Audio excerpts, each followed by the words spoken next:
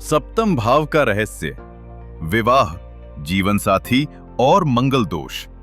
बृहत पाराशर होरा शास्त्र से। नमस्कार दोस्तों, आज मैं आपको बताने जा रहा हूं बृहत पाराशर होरा शास्त्र के अनुसार सप्तम भाव यानी सातवां भाव के गहरे रहस्य। ये भाव हमारे विवाह, जीवन साथी, साझेदारी और वैवाहिक सुख का प्रतिनिधित्व करता है।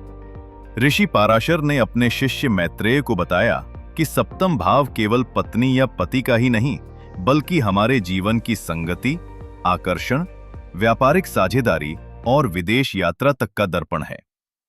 अगर सप्तम भाव का स्वामी और शुक्र शुभ राशियों में हो या शुभ ग्रहों से दृष्ट हो, तो जातक को सुंदर, सद्गुणी और सहयोगी जीवन साथी की प्राप्ति होती है।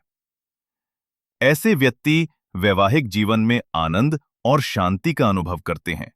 लेकिन यदि सप्तमेश नीच राशि में हो, अस्त हो या पाप ग्रहों से पीड़ित हो, तो जीवन साथी से कष्ट, अलगाव या असंतोष के योग बनते हैं।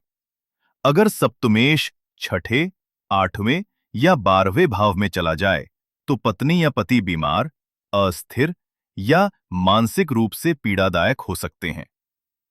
ऋषि पाराशर कहते हैं, अगर मंगल सप्तम भाव में हो, तो ये मंगल दोष कहलाता है। ऐसा व्यक्ति दांपत्य जीवन में तनाव का अनुभव कर सकता है। लेकिन यदि बृहस्पति उस भाव को दृष्ट करता है, तो मंगल दोष का प्रभाव कम हो जाता है। शुक्र का सप्तम भाव में होना अत्यंत कामुकता और भोग विलास की प्रवृत्ति देता है, पर साथ ही व्यक्ति सुंदर, आकर्षक और विलास प्रिय होता है। अगर सप्तमेश और लग्नेश में आपसी संबंध या दृष्टि हो, तो जातक अपने जीवन साथी से प्रेम करने वाला, समर्पित और वफादार होता है।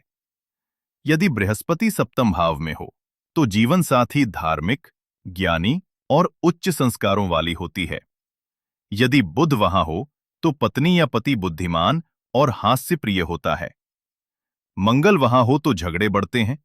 शनि हो तो विवाह में विलंब या उम्रदराज जीवन साथी के योग बनते हैं।